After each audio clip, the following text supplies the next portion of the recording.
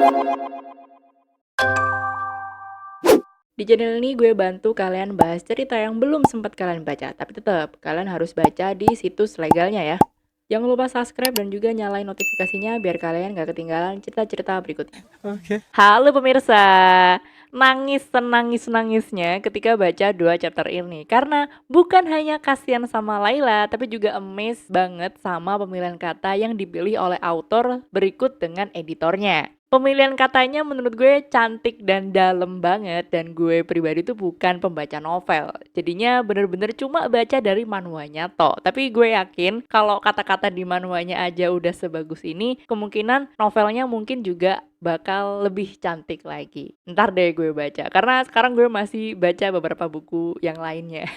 Friendly reminder, kalau kalian bisa baca langsung di manualnya, mendingan langsung baca aja, karena sumpah percaya sama gue, bahasanya tuh bagus banget, dan di recap ini gue pasti akan cuma menjelaskan inti-intinya saja. Menjelaskan kenapa warnanya hitam putih, screenshotnya dikit banget, atau kok screenshotnya kayak dari chapter-chapter yang lain, penjelasannya ada di video pojok kanan atas. Oke, di chapter kemarin, Matias meninggalkan Laila yang masih trauma berat di tengah hutan sendirian atas apa yang sudah dia lakukan. Dan Laila saat ini mencoba sekuat tenaga untuk tetap bisa berdiri di atas kakinya sendiri. Nah, di manual Cry or Better Yet Back chapter 34-35, Matias kembali ke rumahnya dengan tumpukan perasaan yang tidak dia mengerti sama sekali. Beberapa saat setelah menangkap Laila yang terjatuh dari atas pohon, Matias bisa merasakan semua panca inderanya dan juga pikirannya menjadi sangat sensitif dibanding hari-hari biasanya. Isi kepala yang biasanya setenang air danau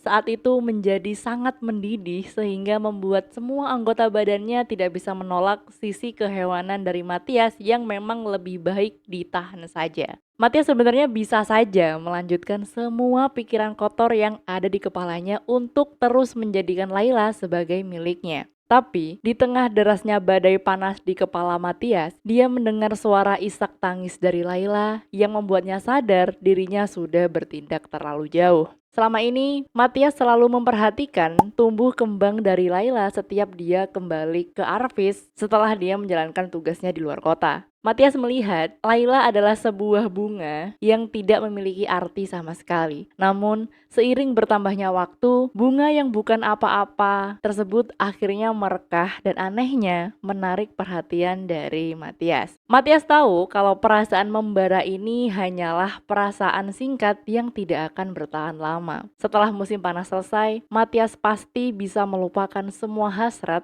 yang muncul di kepalanya tentang Laila. Tapi, hal ini tidak akan pernah terjadi kepada sisi korban. Sepulang dari hutan, Laila mati-matian mencoba untuk membereskan jejak-jejak sentuhan dan ciuman dari Matias. Bahkan, Laila sampai mengguyurkan air ke seluruh tubuhnya berharap semua jejak itu akan menghilang. Sayangnya, hal ini malah hanya membuatnya semakin terpuruk dan mengingat semua hal buruk yang telah terjadi kepadanya. Semoga kita tidak pernah mengalami hal seperti ini ya pemirsa. Di sisi lain, Kylie saat ini sedang ada di fase galau tingkat kecamatan karena Laila memintanya untuk menjaga jarak demi masa depan Kylie yang lebih cerah. Sebenarnya, Kylie dan Laila ini sama-sama tahu kalau mereka ini kemungkinan saling memendam rasa agar hubungan persahabatan mereka ini bisa berjalan natural aja kayak zaman mereka kecil dulu. Tapi, Kylie sama sekali tidak bisa memungkiri kalau dirinya sama sekali tidak bisa melepaskan Laila dan menikah dengan orang pilihan dari ibunya. Kylie paham kalau seandainya dia ngikutin perkataan dari ibunya dengan menikah dengan orang pilihannya, itu pasti akan membuat masa depan Kylie ini lebih cerah gitu. Tapi dia yakin kalau bayang-bayang Laila pasti akan terus berada di kepalanya dan dia nggak siap untuk saling berjauhan dengan Laila. Akhirnya, Kylie mengambil langkah tegas dan mulai membicarakan hal ini kepada ayahnya. Ayahnya Kylie ini kayaknya tipe bapak-bapak yang chill tapi peduli karena dia itu nggak membatasi keputusan dari anaknya dan dia juga pengennya putranya ini fokus dulu sama pendidikan kedokterannya alih-alih nikah cepet gitu kan. Ini adalah sikap yang baik ke bapak. Nikah cepet itu enggak jadi deh. Kylie bilang kalau dia sekarang itu udah kepikiran untuk menikah, tapi dia tuh kepikirannya bukan nikah dengan orang pilihan dari ibunya, melainkan menikahi sahabat masa kecilnya, yaitu Layla. Dengan tegas, Kylie bilang dia akan menikah dengan Layla dan akan pergi ke universitas bersama dengan belahan jiwanya ini. Kisah cinta kepentok autor ini mah. Mari kita kembali ke Layla. Di tengah temaramnya sinar matahari yang terbit dan menembus celah jendela kamar, ternyata bukan hal tersebut yang membangunkan Layla, karena nyatanya Layla memang tetap terjaga sepanjang malam. Setidaknya selama 3 hari, Layla sangat sulit untuk mengatupkan matanya lebih lama karena pikirannya masih terlalu riuh dengan bayangan mimpi buruk tentang masa lalunya dan juga kejadian pelik yang ia alami beberapa waktu yang lalu. Semenjak hari itu, Layla benar-benar menyibukkan dirinya dengan harapan membuatnya menjadi lelah dan tertidur dengan lelap. Tapi, ingatan atas sentuhan yang tidak dia inginkan masih mengakar di dalam dirinya.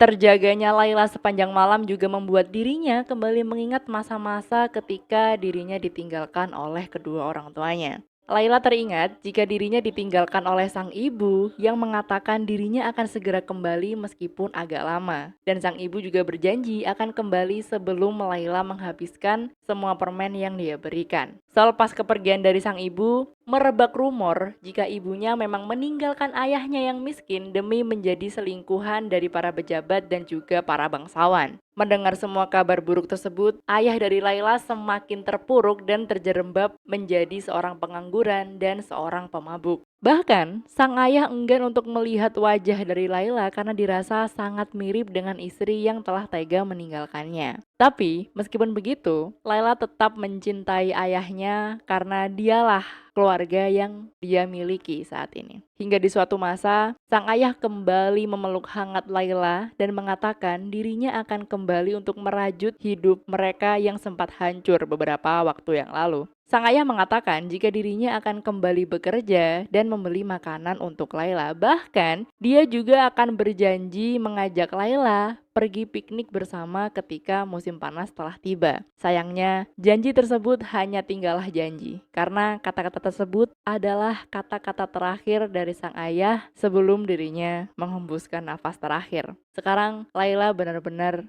sendirian.